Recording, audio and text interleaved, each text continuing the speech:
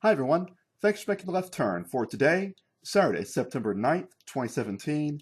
I'm George Farrar and welcome back to the George Farrar channel and welcome back to the Farrar Report. We have a special edition of the Farrar Report on the channel today. It's called the Hurricane Hustle. We're talking about Hurricane Irma. We're talking about what's going on here in Florida. I'm a resident of Jacksonville, Florida, a survivor of numerous hurricanes over the years, Hurricane Charlie and Hurricane Francis in 2004, and in 2016, Hurricane Matthew. And so here we are in 2017, and I'm coming at you with some truth, with some observations. And, on this channel, I do speak truth to power. When the emperor prances around naked, I do point out that the emperor has no clothes. The emperor is wearing no clothes. And so here I am. Here we are out of Jacksonville, Florida, and that's where I live. Beautiful place on the west side of Jacksonville.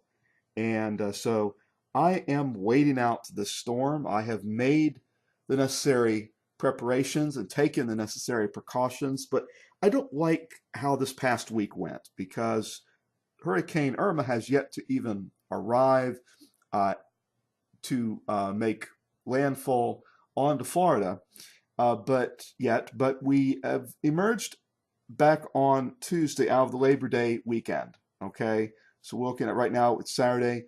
I was enjoying Labor Day weekend, and what a great Labor Day weekend it was. It was relaxing, and then my society decided to stress me out. Nothing worse than being stressed out on the 4-day work week after Labor Day weekend, with vacation for me on the horizon next week. I wasn't necessarily 100% gung ho about this whole Hurricane Irma thing, but there she was, there she is, out there in the Atlantic, lives at risk, damage and destruction. But we need, though, right now to talk about the hustle. We need to talk about our politicians, and we need to talk about how we all have to cope with all this stuff. Now, there's Mayor Larry Curry, Mayor of Jacksonville, speaking before the Jacksonville City Council, has a hat on. And, they always have their props, their uniform, their things that they wear. They always got to have some headgears. They got to have something. And there he is, speaking for the City Council, briefing them on all these preparations to deal with Hurricane Irma. And there's a map of evacuation zones, and we have some mandatory evacuations in place. And then, of course, the governor is talking about people doing voluntary evacuations if they are able, especially out of South Florida, and now particularly out of Southwest Florida. Now, Jacksonville has not had as deep a history of hurricanes, but we did have a big one that really shook us up in 1964. Hurricane Dora in 1964. This is actually a screenshot of the cover of the Jacksonville Journal as it was in 1964. It says, Dora takes dead aim at North Florida, Duval braces. We're lucky we're not going to have a direct hit. We're looking at the direct hit. At least at this point, people are speculating, Southwest Florida, Naples, Fort Myers, possibly Tampa. Now look at what happened here in Jacksonville in 1964. You're looking at the John T. Alsop Jr.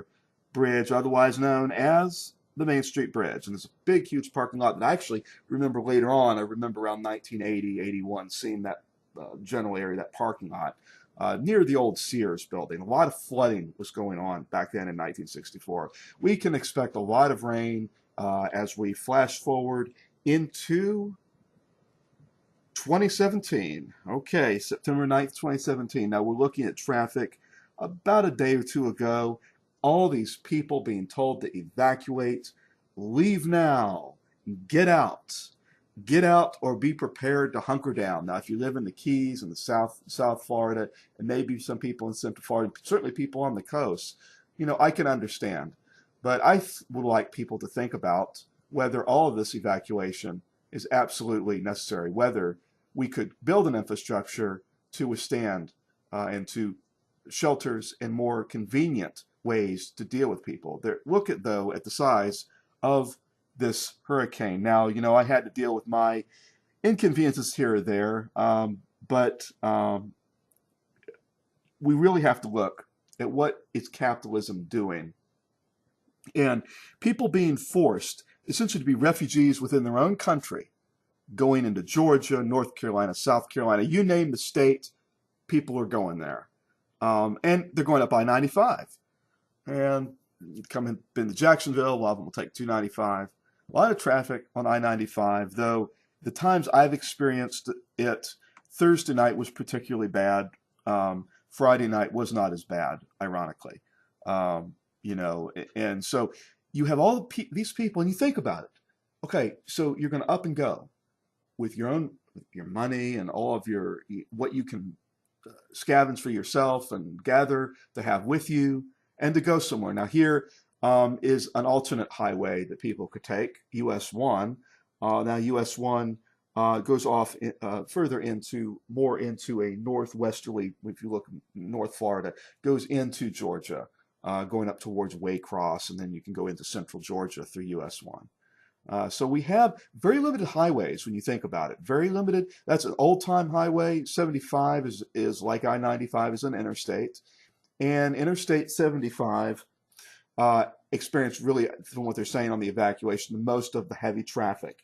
Because if you think about it, people are coming in from South Florida, and you also have traffic from Ocala, nearby Gainesville, and then the I-10 intersection.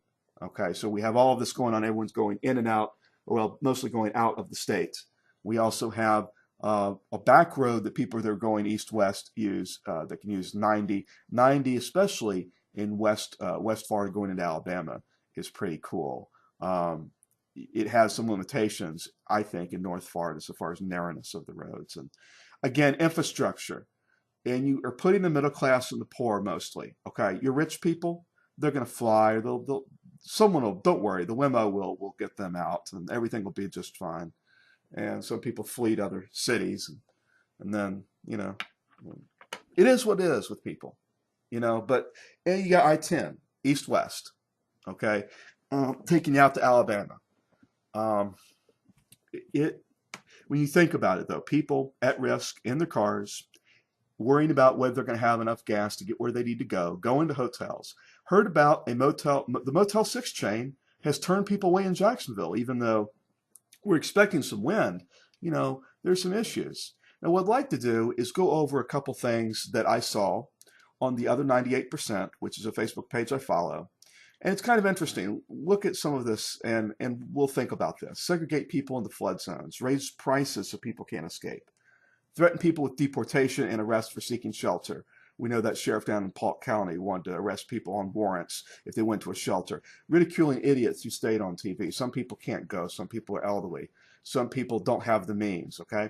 Make a show of pithy relief donations to avoid conversation on wealth inequality. A lot of wealth inequality out there. It's getting worse. It's becoming quite embarrassing. It's, again, Emperor, put on your underwear, please. Force residents of destroyed poor neighborhoods to move. Again, can you not invest in the neighborhoods? Can you not find ways? Yes, you can. You choose not to.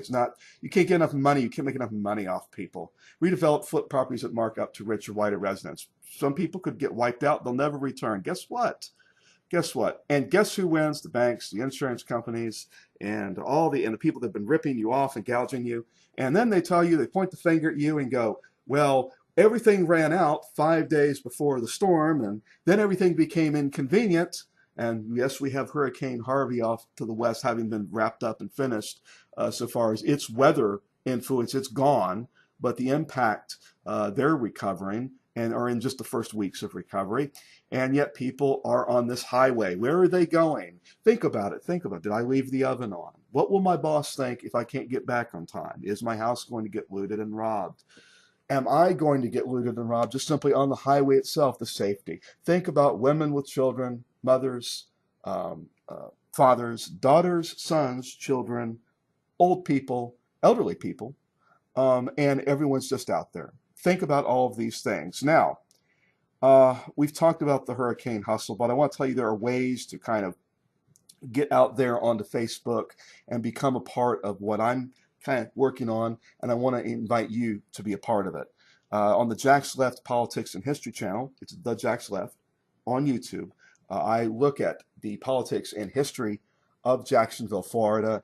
I do, you speak truth to power on whatever YouTube channel that you have, and I have two that I do that on, the Jack's Left Politics and History channel and this one. And I want to really be bringing you a lot of different things. I'll be doing that in the coming years here. And over on the Jack's Left channel on YouTube, you see some things here, but you don't see some things over there. Who runs Jacksonville, our corporate media? I've been analyzing our TV station. 6 o'clock reports, I'll be looking at the social media news feeds. And yes, I didn't intend for any of this to happen this way, but I'm going to be talking about the hurricane coverage. And there are going to be things that we're going to be talking about. We're going to be talking about meteorologists. We're going to be talking about hype. A lot of hype. I'm sitting here right now just hyping my stuff here. Yes, I am. But there's some things, good things that result from it. And a lot of times you see those good things happen on Jacksonville Perspectives. We're a Facebook group of progressives. Okay, we're united for a 21st century Jacksonville. Jacksonville Perspectives is where it's at right now. People are coming on day after day after day. I spend my entire day bringing on people so that I can communicate the events, the thoughts, the ideas, the legislation, the movements, the people, economic justice, freedom, and on the Left Turn News Group, okay?